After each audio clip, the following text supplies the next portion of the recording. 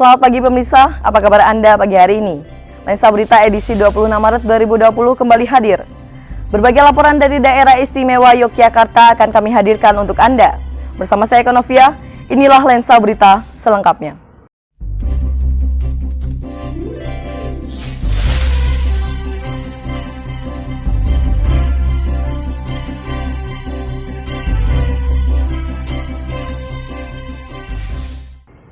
Proyek pembangunan kereta rel listrik KRL Jogja Solo yang dikerjakan sejak bulan November lalu diperkirakan akan selesai pada tahun 2020.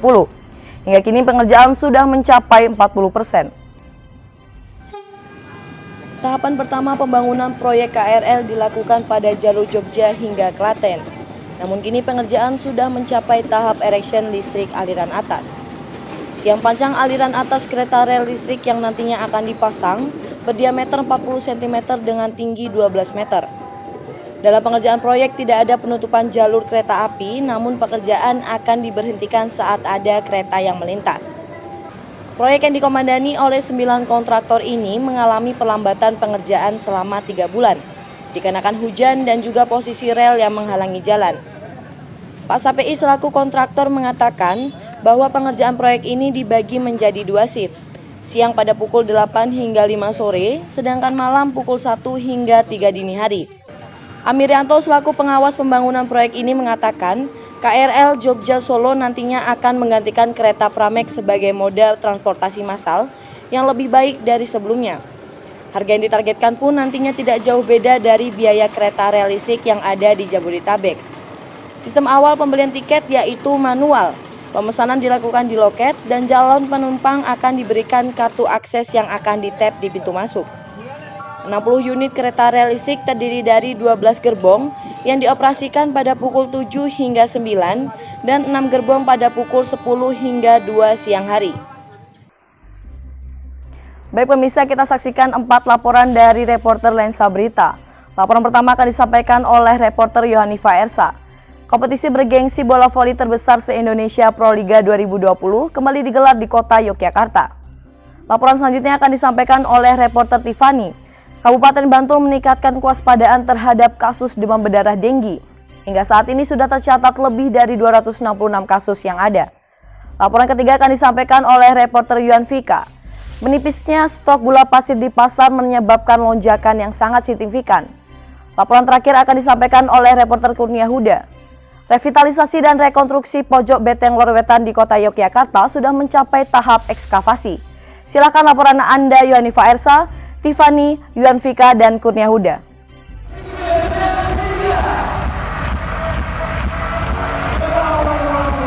Baik, terima kasih Eka. Pemirsa, baru saja berlangsung kompetisi bola voli kasta tertinggi Proliga 2020 yang sudah memasuki babak akhir penyisihan seri ketiga putaran kedua. Kompetisi yang sudah dilaksanakan sejak Jumat 13 Maret 2020 hingga saat ini 15 Maret 2020 berlangsung sangat meriah di GOR UNY Yogyakarta.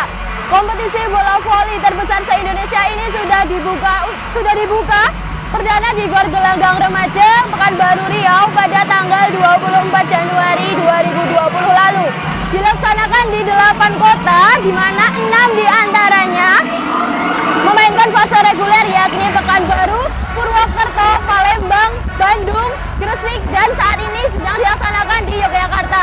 Sedangkan 2 kota lainnya yaitu Kediri dan Solo akan dilaksanakan untuk Final Four dan Grand Final akan dilaksanakan di Yogyakarta kembali, tepatnya di GOR Amongrogo pada tanggal 18 hingga 19 April mendatang. Dan kompetisi ini sangat sayang untuk dilewatkan meskipun tim voli putra sudah mengantongi 4 tiket untuk ke babak Final Four. Di antaranya yaitu Jakarta Pertamina Energi, Bandung Jakarta BNI 46, Palembang Bang Sumsel Babel, dan Surabaya Bayangkara Samator. Sedangkan untuk tim voli putri, Jakarta BNI 46 telah berhasil lolos untuk menyusul Jakarta Pertamina Energi, Bandung BJP Tanda Mata, dan Jakarta Popsivo Poluan. Dan barusan saya sudah mewawancarai salah satu pemain tim voli dari Jakarta BNI 46. Berikut liputannya. Halo, assalamualaikum. Perasaannya hari ini seneng banget. Terus timnya udah kompak. Kedepannya menghadapi Final Four semoga bisa lebih baik lagi, timnya jadi kompak lagi dan persiapannya harus lebih baik. Wah, dikeluarin semua hadiahnya. Dan BNI 46 berhasil melawan Popsivo Poluan dengan permainan 4 set. Set pertama dimenangkan oleh BNI dengan skor 25-17. Dan set kedua dimenangkan oleh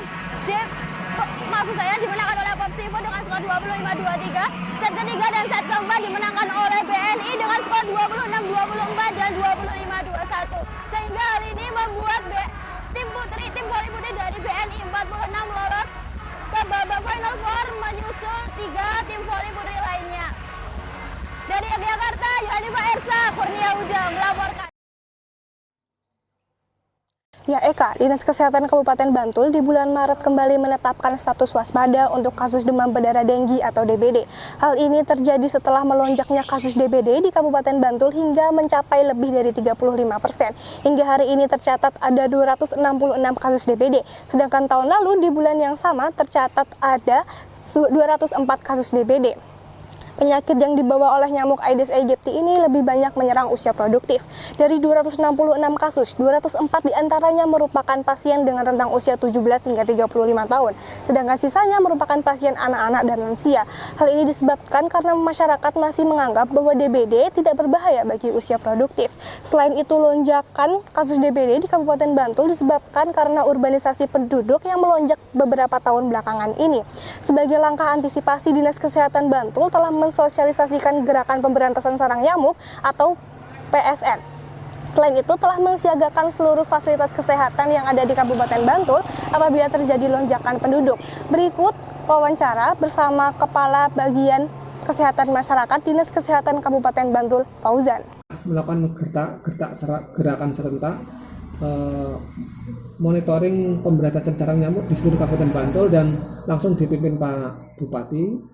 Kemudian kita menggerakkan seluruh organisasi kantor dinas yang ada di Bantul sekaligus menjadi istilahnya Bapak Asuh di masing-masing kecamatan. Nah, Kepala Bagian Kesehatan Masyarakat Dinas Kesehatan Bantul juga mengajak seluruh masyarakat untuk melakukan pencegahan dini DBD dengan cara melakukan gerakan 3M, yakni menguras, menutup, dan mengubur. Menjaga kebersihan lingkungan. Pemirsa juga harus makan makanan yang bergizi. Lalu apabila pemirsa mengalami demam tinggi yang tidak kunjung turun disertai ruam-ruam pada kulit, dapat segera menuju fasilitas kesehatan untuk melakukan pemeriksaan. Dari Bantul, Sola Tiffany Kurnia Huda melaporkan. Memasuki tahun 2020, permintaan gula pasir terus meningkat sehingga menyebabkan lonjakan harga di sejumlah pasar tradisional dan modern. Salah satunya adalah Pasar Keranggan di Yogyakarta. Dari pernyataan pedagang gula pasir di pasar ini, sebelumnya mereka menjual harga gula pasir per kilo hanya Rp12.000, sedangkan sekarang ini harga gula pasir sudah mencapai angka Rp16.800.000. Hal ini berbeda dengan gula kemasan yang masih stabil di angka Rp14.000 untuk 1 kilonya. Para pedagang sendiri mengaku mereka sedikit kesulitan untuk mendapatkan stok gula kemasan dari agen dan distributor karena pasokannya sudah mulai menipis. Mas, iya, dari 600 sekarang 655. Ribu? Iya. Per? Sekarungnya, sekarungnya. 5 kilo, Tapi kalau 50. dari berapa jadi berapa? Gitu? Dari 530 sekarang udah tingginya cukup tinggi lah naik harganya. Sekarang udah 655, naiknya sekitar 20% lah. 20%? Iya. Wah, barangnya langka sih. Makanya harganya naik jadinya gitu. Gitu. Ya kadang ada tapi mau gimana maunya dia, maksudnya apa tuh? Ya mau gimana lagi, orang udah ada kenaikan kan, terus ya terpaksa. Menurut Asosiasi Gula Indonesia atau AGI, kebutuhan tahunan gula di Indonesia adalah berkisar 3 juta ton, sedangkan produksi di tahun 2020 ini hanya sejumlah 2 juta ton, sehingga akan terjadi defisit atau penurunan stok gula di Indonesia. AGI sendiri menghimbau kepada pemerintah untuk melakukan impor sebelum bulan Mei 2020 untuk menyetabilkan harga gula, mengingat sebentar lagi akan ada Hari Raya Idul Fitri di mana permintaan pasti akan meningkat. Dari Yogyakarta, Yuanvika Kurniahuda melaporkan.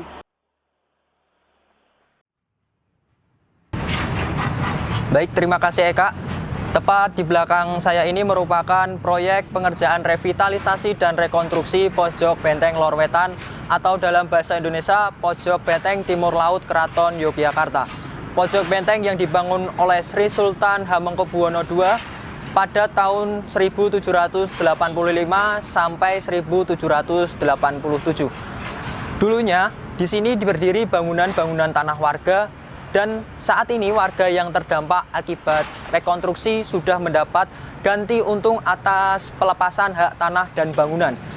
Revitalisasi dan dilakukan untuk mengembalikan wujud asli bangunan benteng yang tertutup oleh bangunan warga. Dan juga bangunan Jokteng Lor Wetan ini merupakan bagian penting dari struktur cagar budaya yang dimiliki Keraton Yogyakarta.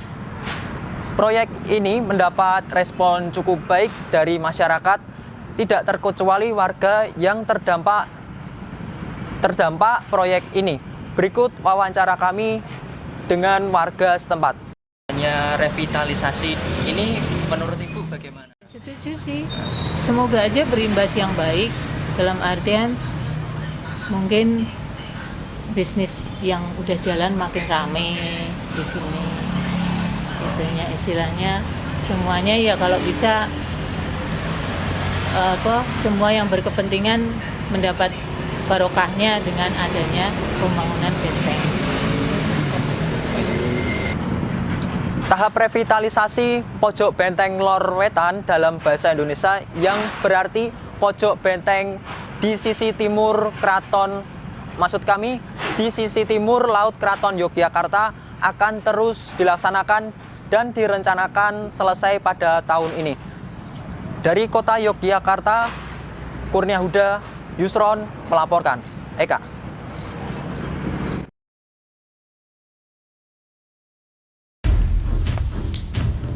Ibu jangan diminum.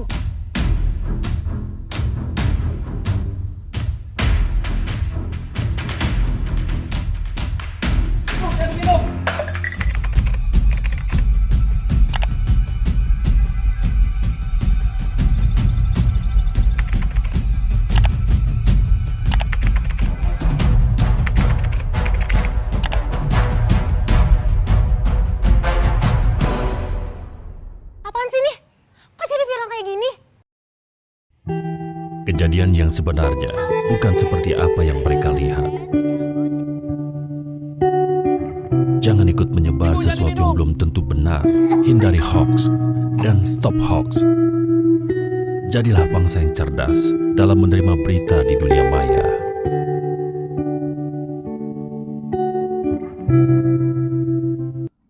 Ya pemirsa, laporan terakhir Lensa Berita edisi 26 Maret 2020 akan disampaikan oleh 3 reporter kami, yaitu Anissa, Ulaya, dan Yusron. Mewabahnya virus corona atau COVID-19 di kota Yogyakarta menimbulkan kekhawatiran bagi masyarakat. Dari fasilitas transportasi yang dijaga sangat ketat, sektor pariwisata yang ditutup sementara, hingga Pemda DIY yang membuat posko penanganan dan pencegahan virus corona. Berita tersebut sekaligus mengakhiri perjumpaan kita hari ini. Saya Eka Novia beserta kru yang bertugas pamit undur diri. Terima kasih dan sampai jumpa. Terima kasih Eka. Ya pemirsa, dengan adanya virus corona atau COVID-19 di Yogyakarta, beberapa tempat umum sangat dijaga dengan ketat kebersihannya. Hal itu dilakukan untuk mencegahnya penularan. Seperti yang dilakukan PT KAI, yaitu melakukan pemeriksaan terhadap 10.000 penumpang kereta api Prambanan Ekspres atau Pramex setiap harinya.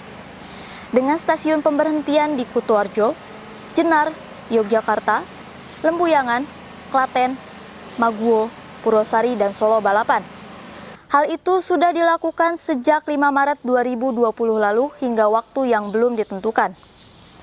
Pemeriksaan bukan hanya dilakukan bagi penumpang KA Pramex saja, tetapi bagi seluruh penumpang yang naik dan turun. Dengan dipantau melalui deteksi suhu dengan termogan, dan penumpang diwajibkan untuk menggunakan hand sanitizer yang sudah disediakan. PT KAI juga menyiapkan masker bagi penumpang yang membutuhkan. Dan nantinya, jika ditemukan penumpang yang memiliki suhu di atas 38 derajat Celcius, penumpang tersebut tidak diperbolehkan untuk melanjutkan perjalanan dan akan dirujuk ke rumah sakit terdekat.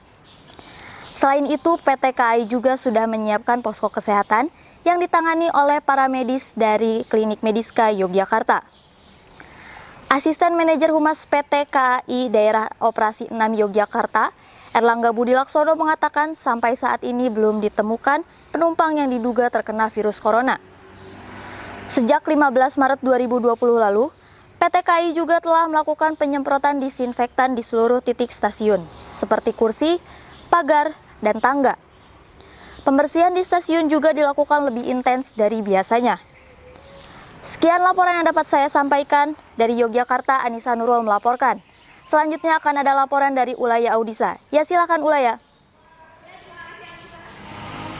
Terima kasih Anissa. Pemirsa, dalam meningkatkan pencegahan terhadap COVID-19 atau virus corona di Daerah Istimewa Yogyakarta, Dinas Pariwisata DIY melakukan upaya untuk meningkatkan pencegahan virus corona yang terus meningkat dari waktu ke waktu.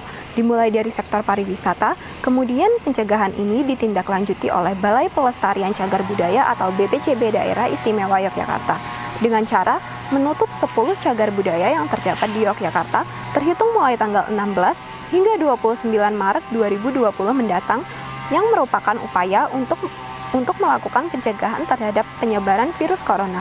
Kepala Dinas Pariwisata Daerah Istimewa Yogyakarta, Singgih Raharjo mengatakan, dinamika wabah COVID-19 ini yang merembet hingga Indonesia berlangsung dengan sangat cepat dalam minggu ini. Karena itu, pihaknya melakukan penundaan aktivitas event besar yang berpotensi menjadi titik pertemuan banyak orang dalam jangka waktu dekat ini. Dan juga, Balai Pelestarian Cagar Budaya di Yogyakarta menutup sejumlah cagar budaya hingga 14 hari ke depan. Adapun sebagaimana informasi resmi yang dirilis di akun Instagram BPJB Daerah Istimewa Yogyakarta, 10 candi yang ditutup sementara meliputi Candi Prambanan, Candi Sambisari, Candi Kalasan, Candi Sari, Candi Barong, Candi Bayunibo, Candi Ijo, Candi Gebang, Candi Kedulan, dan situs Ratu Boko. Demikian yang dapat saya sampaikan dari Yogyakarta, Ulaya Audisa melaporkan. Beralih ke Yusron. Ya, terima kasih Ulaya. Pemirsa, merebaknya virus corona atau COVID-19 menyebabkan ditutupnya beberapa sektor pariwisata di daerah istimewa Yogyakarta. Begitupun juga dengan ketatnya pemeriksaan yang dilakukan di berbagai tempat seperti di bandara, stasiun, mal, hotel, maupun tempat fasilitas umum lainnya. Hal tersebut merupakan salah satu upaya dalam pencegahan penyebaran virus corona. Kasus virus corona di daerah istimewa Yogyakarta akan diperkirakan akan terus meningkat. Hal tersebut tidak luput dari upaya pemerintah daerah dan Dinas Kesehatan Daerah Istimewa Yogyakarta dalam pencegahan virus corona. Pemda dan Dinkes DIY kompak dalam pembuatan posko terpadu yang nantinya posko tersebut bisa dimanfaatkan oleh masyarakat untuk mencari informasi maupun pertolongan mengenai virus corona. Posko terpadu bisa diakses secara online maupun offline. Bagi masyarakat daerah istimewa Yogyakarta yang memerlukan informasi atau pertolongan tentang pencegahan virus corona bisa langsung menghubungi petugas posko terpadu secara online dengan menghubungi nomor 0274 555 585 atau 081 112 746 800. Selain itu, masyarakat juga bisa langsung mendatangi pusat posko terpadu yang berada di kantor Badan Penanggulangan Bencana Daerah BPBD DIY yang berada di Jalan Kenari nomor 56 Mujamuji, Umbul Harjo, Kota Yogyakarta. Sementara itu, Pemda DIY juga mendirikan posko terpadu di berbagai titik seperti di Stasiun Lempuyangan, Stasiun Tugu, Terminal Giwangan, dan tempat parkir bus pariwisata di daerah istimewa Yogyakarta. Pemirsa, itulah informasi yang dapat saya sampaikan dari Daerah Istimewa Yogyakarta. Yusron Al-Qadri melaporkan.